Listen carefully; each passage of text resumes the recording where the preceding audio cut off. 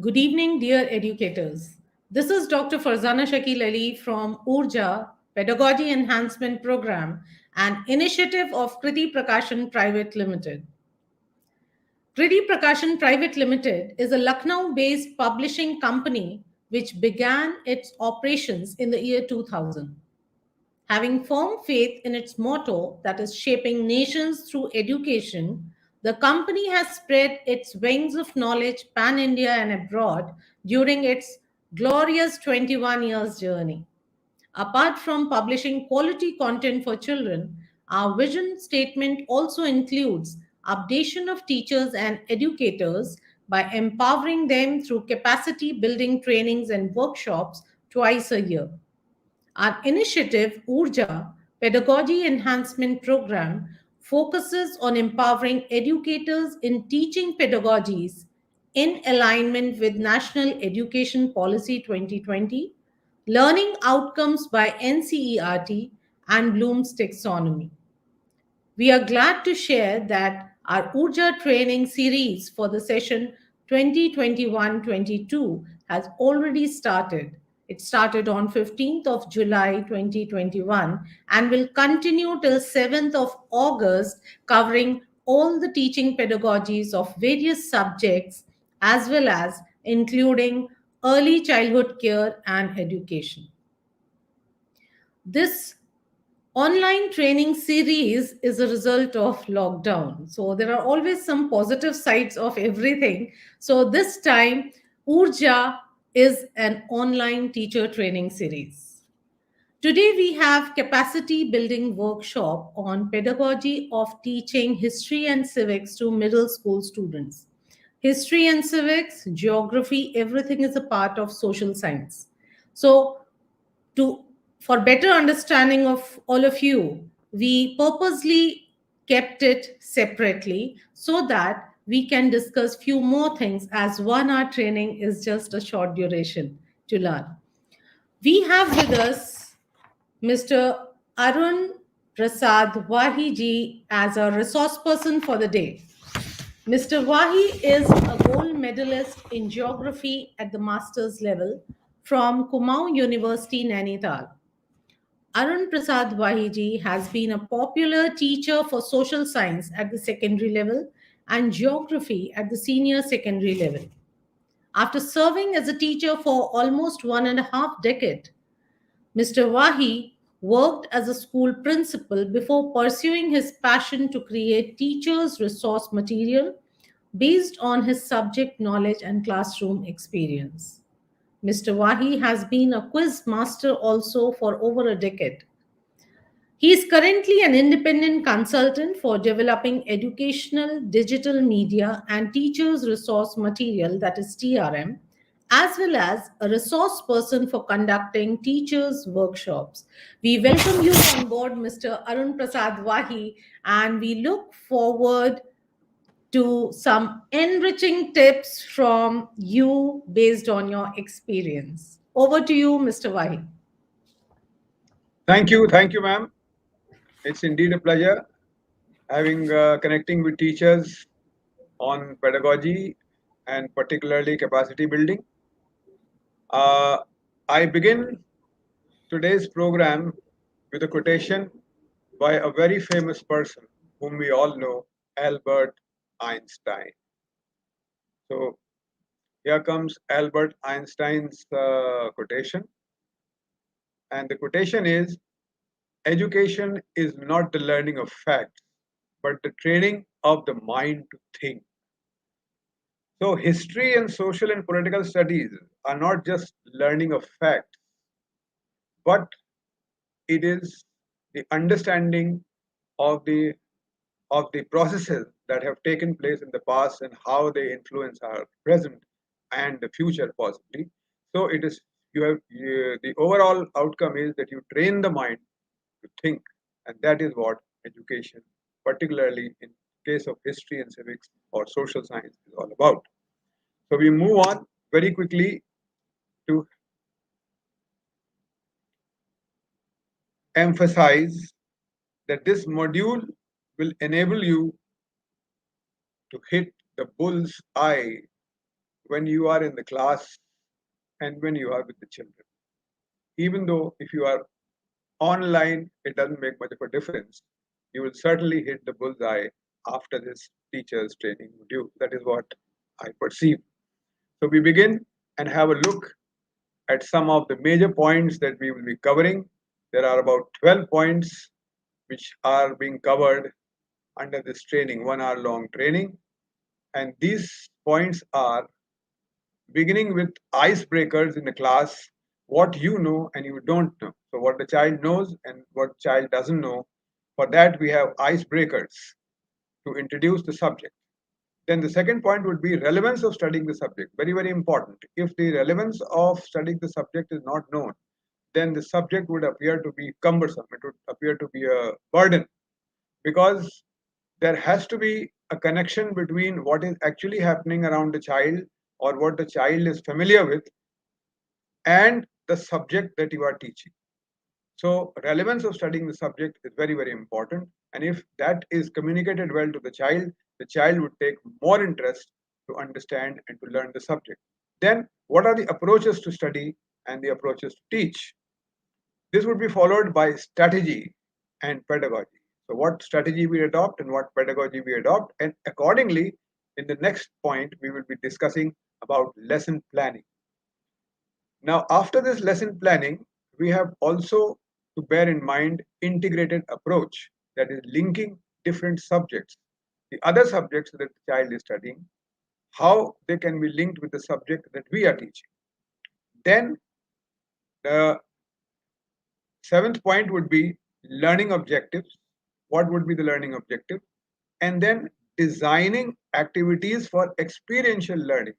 The NEP 2020 stresses on experiential learning, that is hands on learning. How we are going to achieve this will be discussed under this heading. And then there will be two assessments assessing for learning, that is, before the learning takes place or before you are going to teach, you have to take a feedback or an assessment, the icebreaker. And then what assessing the learning, it would be what actually the child has learned, what you have communicated or what you have taught to the child, is it bringing out the desired results or not. In the next point, we'll be discussing quick feedback. So, a quick feedback would be how you test whether the child has learned or not. And then smart resource and time management that you have to follow in the modern days, and the tips of coping up with certain challenges. Now, these tips would they are not exhaustive, but they are very selective because everything cannot be discussed in 1 hour's time. But certainly, we will be available for this as and when it is possible to enrich your problems. Sorry, to enrich your knowledge and to sort out your problems. So we move on with the very first thing that we have, and that is what does the NEP say for the teacher? Now, before you teach, there has to be a certain, you know, philosophy in your mind, and that philosophy has to come out in your pedagogy. So, if you are not clear about the philosophy that is required, then the pedagogy would not be perfect. So, in this NEP key points for teachers, let us have a quick look at the basic points that the NEP points out. First of all, the aim is to prepare holistic and well rounded individuals equipped with 21st century skills. So, there may be many social science teachers common, they may have seen this teaching module, they may have followed for geography. It is almost the same thing, but here we are going to apply this for history and civics in particular. So, how we can prepare now? I'll just give you an idea of how to achieve this aim, so that you do not have any problems in your mind. See, if a child is reading a news, if he or she is reading about how the state of Jammu and Kashmir has been divided into two, you can say, union territories, then a background of this entire thing should be known to the child. So that is how a holistic and well-rounded individual would be prepared for the 21st century.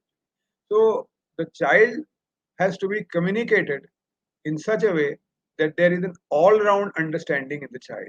Now, the second point is teaching. Now, teaching here, as you can see, is being shown with a handshake because it has to be interactive between the child and the teacher. There should not be a very formal kind of a bond that, okay, I'm standing on one side of the class and here I am, I'm teaching. You shut up and sit down and listen to what I'm saying. No, it has to be interactive. It has to be with fun. It has to be creative. It has to be collaborative, especially collaborative.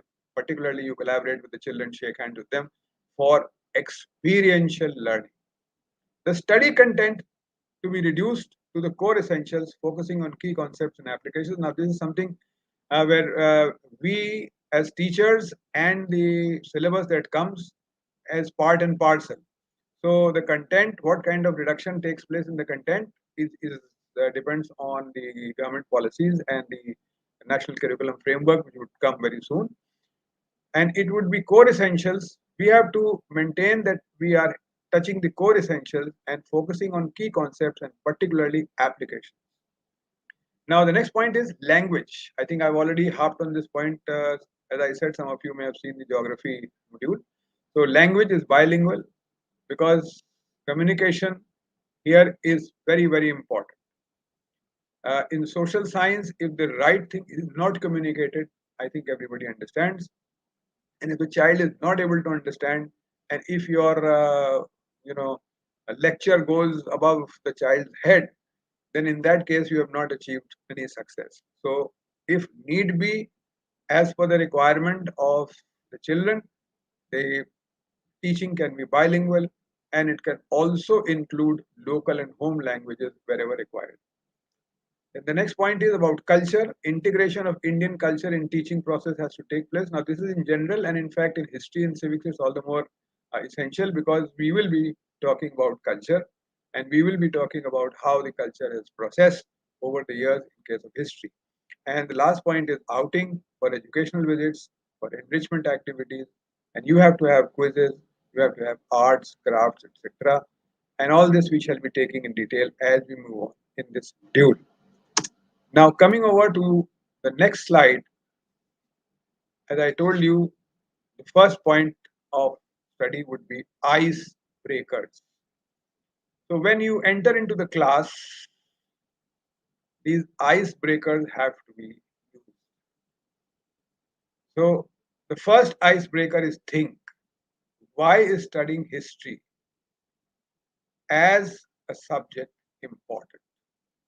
Now, why do we study history as a subject in social science or in school or in our education? Why? Now, but if you ask this question to the children, I think in different classes you'll get different answers. Maybe in class 6 the answer would be different. Maybe in class 8 children get mature and they may give you a different answer. But in general, when you are moderating and when you are trying to tell them or you are trying to answer sum up what they are saying, then you have to correlate this study of that particular class with the major subject. So, history in class 6, the teacher would be talking about why studying history according to the class 6 subject is important, then according to the class 7 subject, and so on. The second point is analyze. How has history of our country affected the social diversity we see today? So, the history of our country has affected our social diversity. What happens in the south and what happens in the central India, what happens in East India, what happens in West India, and what happens in North India, they are different. And history has certainly influenced our way of life because eventually what we are is an outcome of what our forefathers have given to us. So an analysis has to be done and let the child analyze. You can lay some kind of you can say benchmarks, and on that let the child build his idea or her idea, and then you can moderate and put it in the right direction. Then the third point is to observe what legacy of the medieval period of Indian history is visible in our daily lives. Now, if you ask this question, I wonder if many people would be able to answer this, but it is very, very simple. Many of the terms that we use in our day to day language have developed during the medieval period. Now, you can take certain examples. I'll be taking this at a little later stage, but this is the child has observed these things, but he is not aware. So, when you link your subject, you would be telling them how these words have developed over a period of time, particularly in the medieval period. Then, fourth point is to investigate what effect, at least two, of the Mughal rule may be observed in our social structure. So, there are certain in our social structure we observe certain, you can say, effects, and this has to be found out by the child. And let us see what the child comes back. Let the children ask their parents or ask their peers, or they discuss among themselves. Let them come out with the answer as to what legacy the Mughal have left behind, and that is observed in our social culture. For example, I'll just give an example. For example, in Lucknow, we have the Nawabi culture, as we say, and we use the words aap and hum for ourselves. You know, मैं नहीं, but हम ऐसा करेंगे. So these are some of the examples which can be investigated by the children. Then the fifth point is to foresee what actions in the family and society reflect gender bias, though these may not be noticed. Now, when we are teaching about gender bias, particularly in classes 7 and 8, especially, then what actions in the family and society reflect gender bias? The child should be able to foresee either at home or the child may be seeing in the neighborhood, and let the children come out with this. Now, sixth one is to infer how did the 90 years of colonial rule change the Indian society in terms of economic inequality and social backwardness. Now, this is something very, very interesting.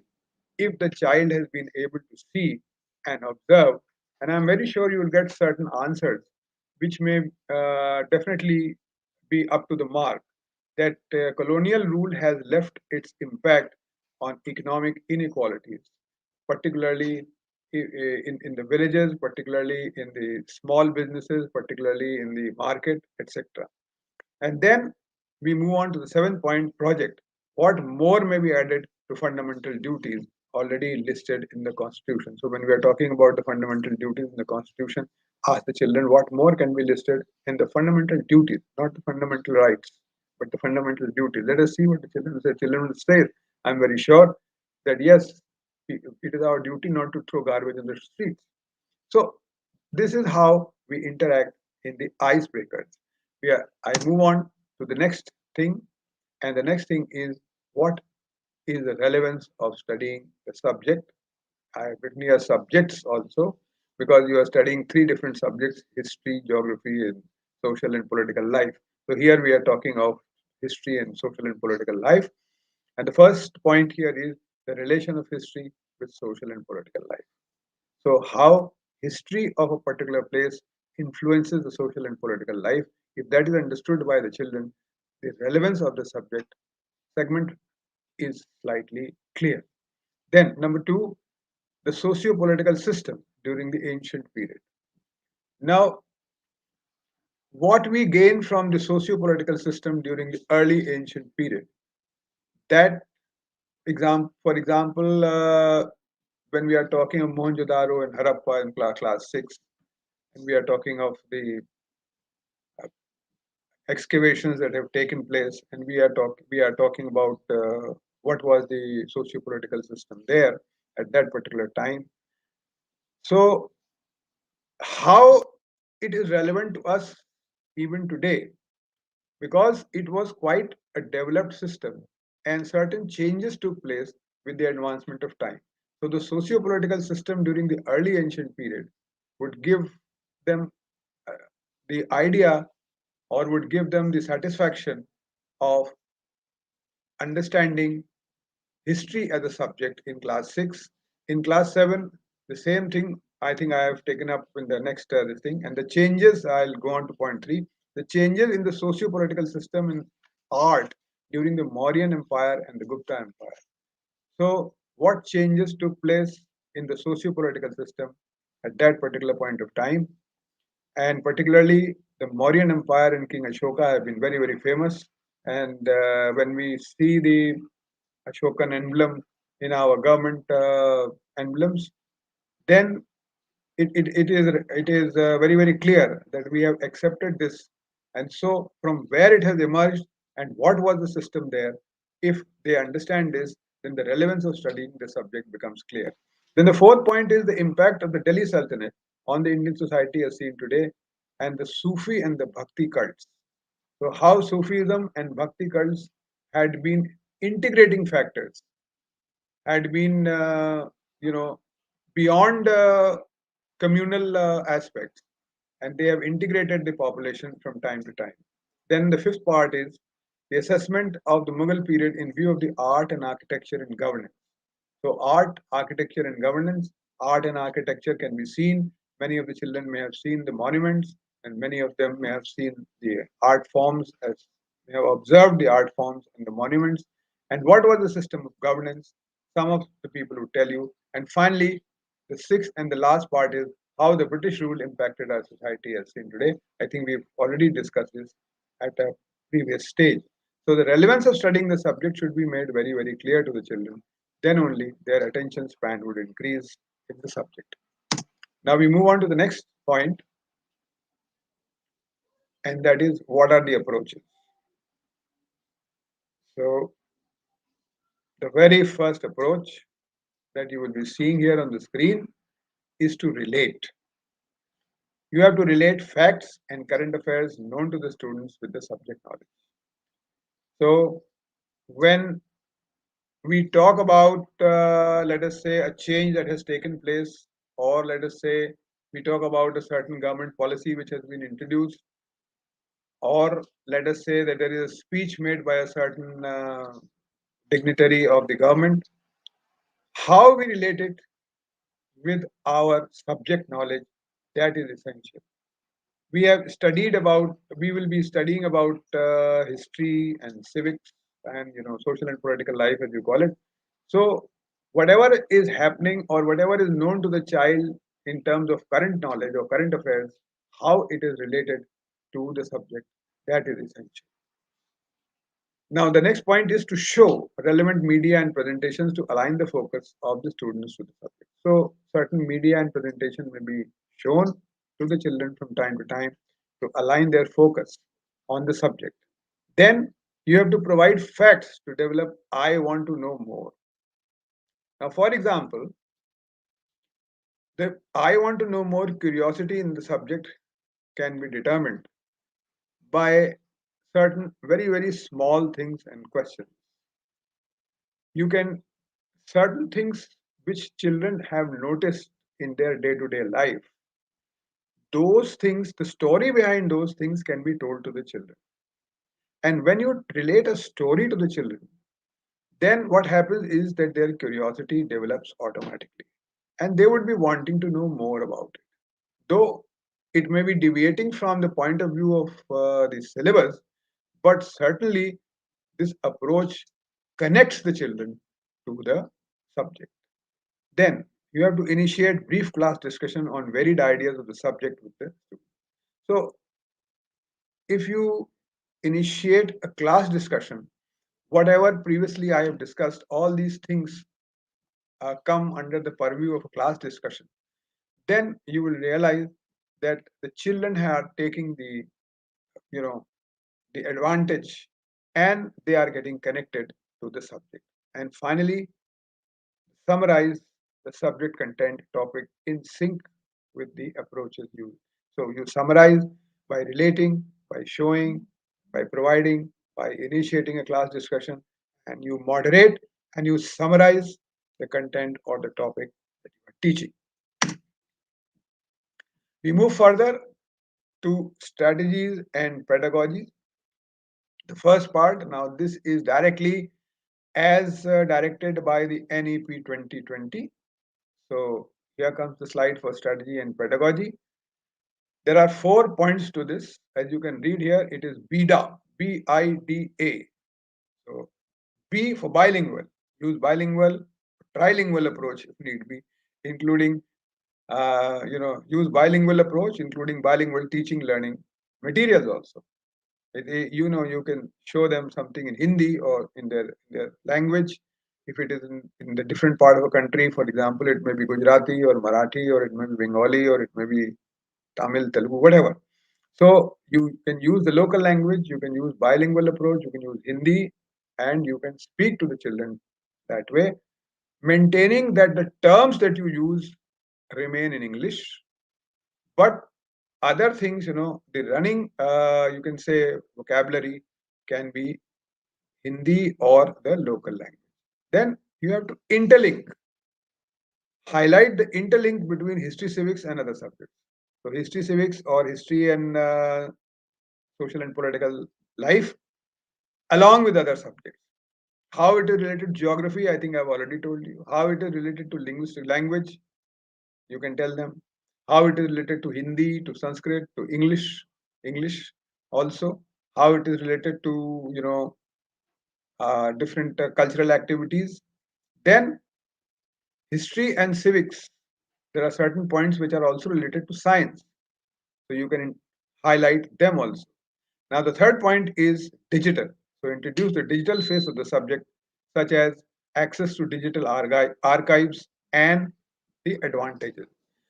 So digitally, there is a lot of material ready, available, and is being used. You can also introduce to them how digital face has been used to do historical research and documentation, and how the government is at an advantage by going into the digital format, particularly in its economic and its, you can say, a government, what I would say, how the government exercises its work on the digital platform, making things easier for the common man. Now, the analytical aspect is to create space for critical thinking and analysis based learning. If you continue to stick to your books and to the course material all the time, then space would not be created for extra activities which create a critical thinking, and children can analyze and learn. So there has to be certain space in the time to come when we have the uh, national curriculum framework for this education policy coming up. I'm sure you will realize, you will get space, critical, that space that is required in teaching in the school calendar for this particular segment. Now we move on to strategy and pedagogy part 2. And in this, suggested pedagogy to meet the NEP 2020 strategy commitments. So I have lined up some of the basic points how to meet the pedagogy commitments, 2020 strategy commitments. Number one is reference. Use net references to augment standard pedagogy. You are talking from the book. You are telling them what is written in the book, explaining to the child what is written in the book. But wherever there are facts, you can always extend this and use net references and augment the standard pedagogy. So if you use a net reference, it becomes easier for the child also to learn, and the child can also do a little bit of research. Now, when the child begins to do research, there would be n number of times when the child would come up with the research and discuss with you, and this shows that the child is taking interest in the subject. So to enable the child to do research by himself or herself is very, very essential. And if you show them the way, if you tell them that when I say this, see, this is the reference that is available on the net, and similarly you can do some self study also. Now the next point is group study. I think you may be knowing very well that a group study, there are two points in this. One of them is group discussion, where children are talking and you are moderating this discussion. When you ask a question, the child answers, then the other child says, no, no, I think this is correct. No, I think that is correct. So you give questions in such a way, open-ended questions, which continue to give different kind of children continue to give different answers, and you moderate. That is what we call as class discussion. Now, in a group activity, I'm sure you know that we divide the class into segments of 5 to 6 children. So each group is 5 to 6 children, and the entire class has about 5 to 6 groups, and also about 20, 30, 35 children, whatever you have in the class. Now, each group is assigned a particular task, and that task is to study a segment, a part of the lesson, to do research on that, to find out references, etc., and to come to a conclusion. 5 different groups will work on 5 different aspects of a lesson or a unit, and then you moderate and you listen to their group leader, who will read out everything which the group has done, and then you finalize the learning points of the chapter. So, in this way, the children continue to do their work themselves, and at the same time, they also develop greater interest in the subject. Now, the third point is to illustrate. Now, use video documentaries on Vedic culture, Sultanate, inequality, etc. These are certain examples. You can use videos, but you have to be very careful to ensure that the videos are, not biased. Number one, and they are a little authentic, because if you see the YouTube, there is a plethora of videos, and you have to select the right thing for the right age group to show it to the children. Then the fourth point is field study. Now, organizing visits to monuments, museums, slum areas, these are all points of experiential learning. So monuments and museum, etc., this is for history, and for the slum area, you can, this would go into civics, local self-government, so on, so forth. Now, the fifth point here is activities, plan enrichment activities such as quizzes, poster making, song and skit, etc. Children are very creative. Try to give them some kind of a poetry writing.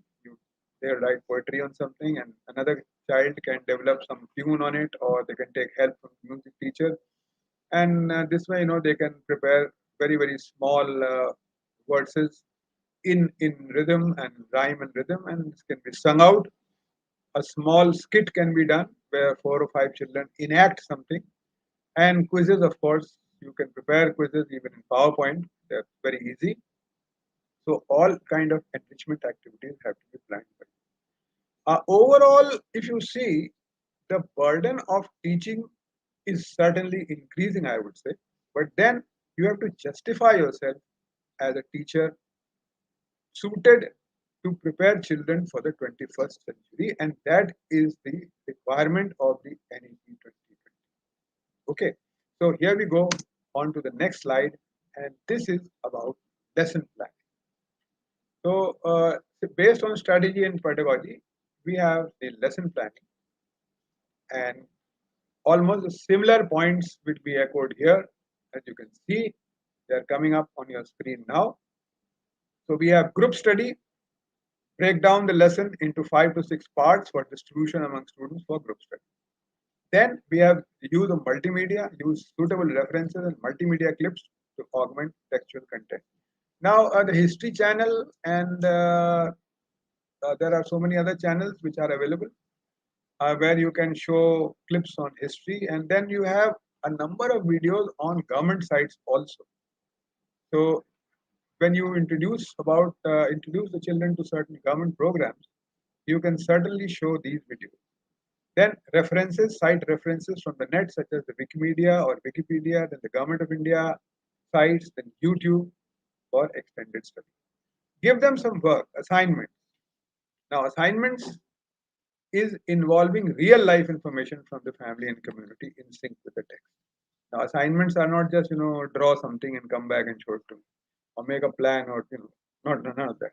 You see, let them collect some real information from the community or from their family, and this real information would be collected by either groups or by individual children, and eventually moderated and summarized in the class in sync with the lesson that is being taught. Then use local names, list local names for objects, materials, places that appear in the text. Now this is a pumpkin, kaddu, kumla, sitapal. This is one example. I think it is slightly outdated now. But you can use, you see, I'll give you another example. For example, we have the Asifi Imambara in Lucknow. It is also called as the Bada Imambara. It is also called as Bhul. So these are different names, local names. And what is the story behind these names? I think you have to develop that and you have to communicate this to the children. So group study, multimedia references, assignments, and local names should be part of your lesson plan. These are segments which are other than standard operational procedures that you follow or you have been following as a teacher. Now, the next thing that comes in is integrated approach. So we are going to integrate art, values, skills, sports in our history and civics lessons. So I have taken certain examples with you. You can use more examples by yourself. For example, the first one is Vedic science. So brief of the Vedic science and scientific knowledge, health and hygiene. You know, we do talk about this in history, Shushru, and then people who have been surgeons and who have been doctors. So this is then the yoga and its advantages, etc. So Vedic sciences have to be uh, connected with history and with the subject that you are teaching. Then related sciences integration with mathematics and environment science. So mathematics, once again, we talk about Sridhar Char, we talk about Bhaskarachar, and we talk about environment and how the different aspects of environment were present in the ancient scriptures or in the ancient literature, you can say, and how they stand connected with the subject. Then other fields like integration with music and theater and painting, art, religion, governance, all this, how it has developed over a period of time. We do study this in history. And then economy and trade and integration of economics, international trade, agriculture, industry. This is part of social and political life. Similarly, government policies, the integration of demography and government policies on infrastructure and economy. So integration with demography, with the people. What is the demographic profile of the people, and how this this profile, demographic profile, influences the history and the has been influenced by history and influences the culture and the people of that place. Then we move on to folk art and music, integration with literature, folk art and folk music and dance, etc. I'll just give you an example offhand. It is said that there is a story which says that in the court of Alauddin Khilji, musicians used to perform with a mridang, and the body of the mridang was made from burnt clay. It had the percussion skin on the side, and the artists used to play the mridang and used to throw this mridang up in the air and catch it again. So this was one of the entertainments during performance. Now, one fine day, a mridang player threw up his mridang in the air, but unfortunately he was not able to catch it, and the mridang fell down. And being an earthen pot, it broke. So he immediately turned this the broken pieces to bring the skin on the top and the broken areas on the floor, and he started playing it with both his hands. And this, as this story goes, surprised Alauddin Khilji, and he said, "Toot ke bhi bola," and the "toot ke bhi bola" became tabla. So this may not have much credence, but definitely this kind of a story can be used to uh, show the integration and attract the attention of the children towards the subject. Now we move on to the next point, and that is the learning objectives. Now, as per NEP 2020, the learning objectives in history and civics should not be just defining terms or reciting or writing an explanation of a historical process. Students should be able to A, understand, and B, analyze. So this is very, very important. And let's take some examples that have been shown here. For example, in understanding why excavation and critical study of archaeology is necessary in ancient history. Now, if the child is able to understand that we reconstruct our glorious past or the prehistorical segment by looking at the archaeological evidences, if the child is able to understand that, I think our purpose is solved. For example, here in class 6 for the analysis, what causes led to the rise and fall of the golden age? We are talking of the Gupta era, the golden age. Now, what were the causes which led to the rise? And finally, what were the causes that caused decay of this golden age? And this time sort of appeared very slowly and then also disappeared. So if the child is able to analyze this, that what have been the causes, then I think our purpose is solved. Similarly, in the understanding side in class 7, why gender inequality is prevalent in the Indian society despite constitutional directives. Now, the government of India and the constitution are all out for removing gender inequality. But despite all the, you can say, directives and all the constitutional rights, gender inequality is still prevalent. So if the child is able to understand that historically how from the time of from medieval period and moving on to the Mughal period and then to the British period, what have been the basic reasons why uh, basic reasons for gender equality inequality to exist, and what is the glitch, what is that factor that holds back uh, you know gender inequality in our Indian society.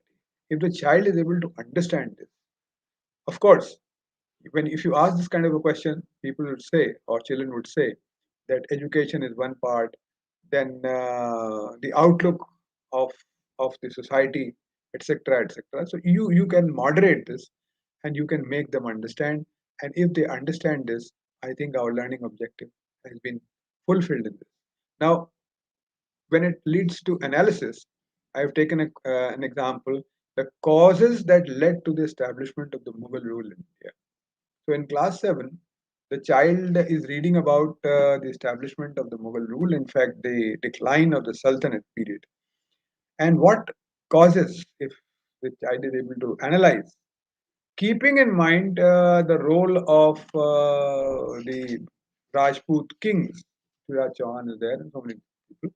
So, keeping all this in mind, the cause that led to the establishment of the Mughal rule in India should, if the child is able to analyze independently, of course, with some help, some inputs from you and from the class itself.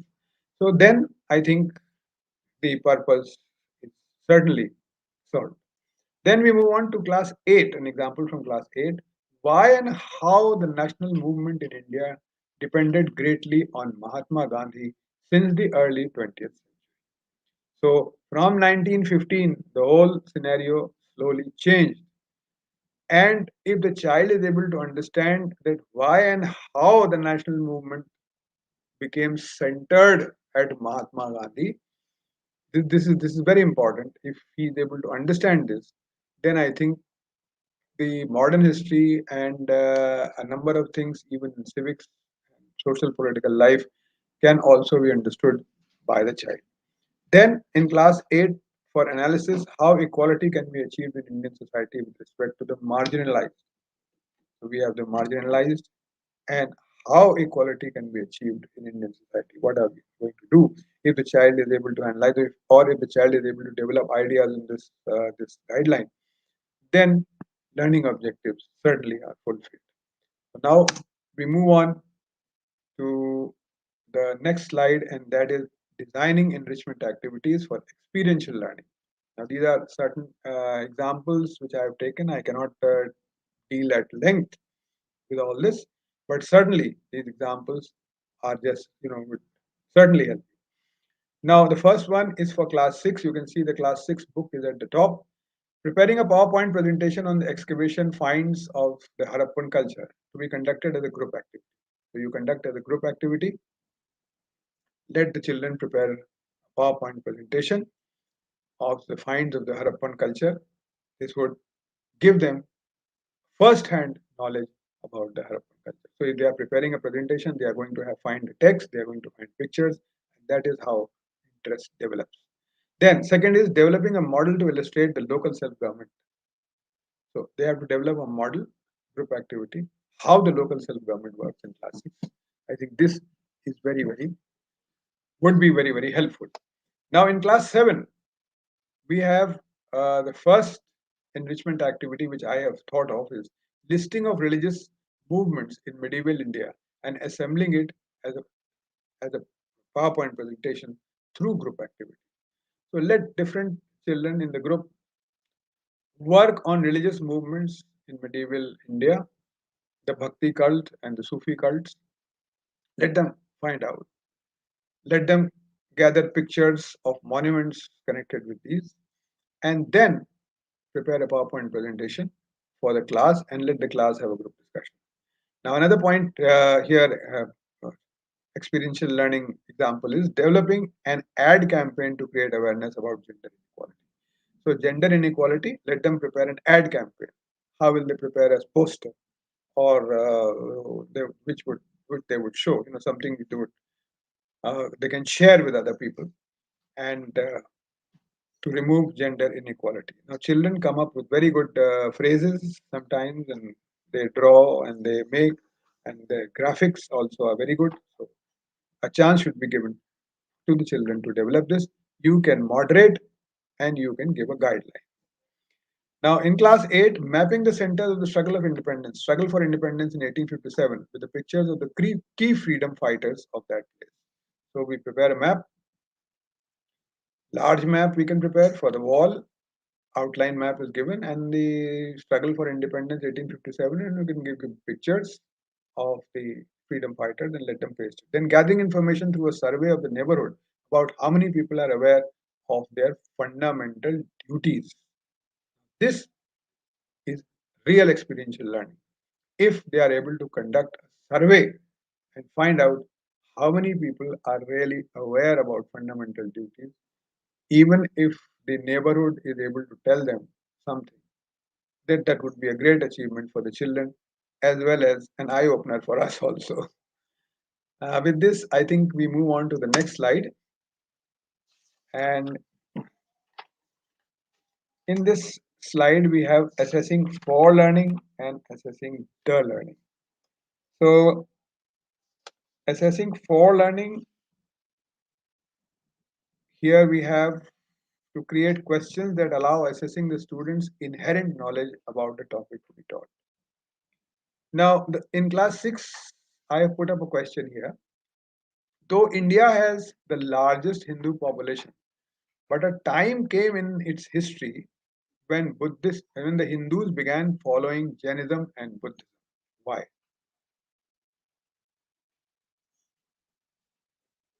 And in this question, we have to hold a class discussion or group activity on the rise of Jainism and Buddhism. So, if the child is able to express or provide an idea through a group discussion or independently, that why Hindus began following Jainism and Buddhism, then I'm sure that more than 80% of your of your teaching is complete by itself. So assessing for learning gives you an idea as to what the children have in their mind. Now, in class 7, girls and women are considered secondary to boys and men in our society. Why? Even today, once again, gender bias.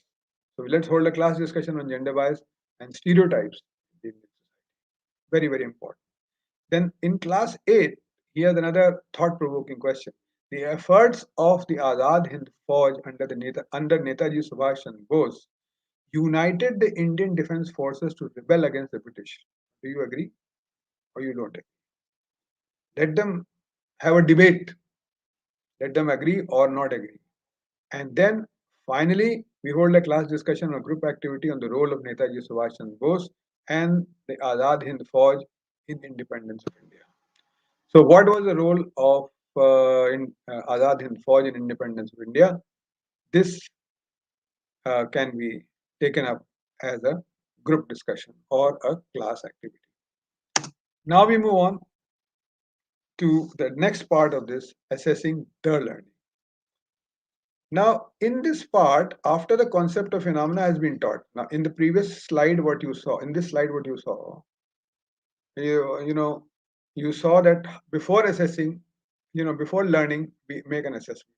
So we ask thought-provoking questions. Now, after we have asked that, and after we have taught the lesson, the concept of phenomena has been taught and discussed well with the students. Then we test their reasoning and application with such questions. Now, this reasoning and application questions follow the Bloom's taxonomy of learning. So, this is based on this only, that only. And in class 6, in caste system during the Vedic period became hereditary afterwards. How did it change the Hindu society? Now, during the Vedic period, slowly the caste system started becoming hereditary. And how did this change the Hindu society? Now, this uh, question is related to the thought provoking question that you asked before, that why Hindus started moving towards Jainism and Buddhism. They started following Jainism and Buddhism. And both these things are interrelated. So, the icebreaker question was, they would suggest why Hindus started following Jainism and Buddhism. And when you have taught the lesson, they should be able to apply that the caste system during the Vedic period became hereditary. So, how did it change the Hindu society? Now, in class 7, what are the constitutional provisions to prevent gender bias? Now, if you recollect that in the assessing for learning, we asked the same question we asked from the children. And here we have taught them the constitutional provisions. And so, what are the constitutional provisions to prevent gender bias? So, they would interlink their ideas from there along with what you have taught, and they would have a very good picture of the whole topic. Now, then the last question, last segment here is of class 8. When did Gandhiji raise the slogan "Do or Die"? Now, this is during the Quit India movement. And what role did the revolt of the ratings of the British Indian Navy play in achieving independence? Now, here, Netaji Subhash Chandra Bose, we had asked about Netaji Subhash Chandra Bose and his, Azad Hind Fauj and its role in independence in the thought provoking question before this. And now, after having taught this lesson, we ask this question, that what role did the revolt of the ratings of the British Indian Navy play in achieving independence? And this was the immediate factor which led to, you know, declaration of the independence. So, in this way, we make an assessment for learning and assessment assessing the learning. And now we move on to quick feedback to support learning. What are the quick feedback? How to take the quick feedback? Once again, we are using here Bloom's taxonomy, devise some multiple choice questions on knowledge, understanding, application, and skill, with knowledge share not exceeding 30 to 40% of the total question. And use computer based online tests if possible. Computer based tests can be made in your school. This can they can also be made on a PowerPoint presentation if you need to be made at home and conducted online. Now, if you move inside, make in if we are having a physical class, then we can make an assessment by exchanging the answer sheets among the students and making them mark the sheets based on answers that you call out. So you will have multiple choice questions, or you may have one word or one sentence question, and then you exchange the copies, exchange the answer scripts, and read out the correct answer, and children would, mark right or wrong for their friends. So in this way, a quick feedback can be taken, and your burden of correction also is reduced. Now, filter out the students on the basis of their KUAS score. So knowledge, understanding, application, skill scores. The children have to be, filtered out. And students who do not perform well in the understanding and application segment. Now, there will be children who U and A segments may be weak. Now, for them, prepare, give them student tutors who are good at U and A, and let them help their friends and strengthen them. So make groups in such a way that two mentors or one mentor and four other students can be linked together. Then conduct a quiz on the same topic for improvement and reinforcement. So what we do is we do this exercise, we exchange answer sheets, we find filter out the KUA scores. Then what we do is we make class mentors, student mentors, and they have groups whom they teach. And then after all this, we have an open quiz. So the entire thing is, done very perfectly, and each and every child is gets the opportunity to understand and apply. Then we have smart management of resources and time. Now, in this new pedagogy that the NEP 2020 is bringing for you, there has to be smart management of resources and time.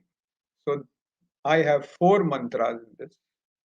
The first one is the ensure mantra, the second is augment, the third is involve, and the fourth mantra is enforce. Let us very quickly see this. Ensure that your class transactions are well planned and rehearsed thoroughly, especially when you are using digital content. Make sure that you have everything on your tips and everything is working perfectly, especially the hardware. If the hardware fails, in these days, you are gone.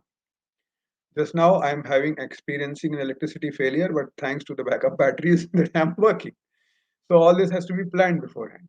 Then augment your chalk and talk pedagogy with group activities, class quizzes, digital content display, and online referencing. We have discussed this at length. Then involve students in preparing quizzes and digital content, such as collecting online references and presentations. You can involve them in correcting, scripts, answer scripts of their own friends, etc., etc. Involve the children and do something.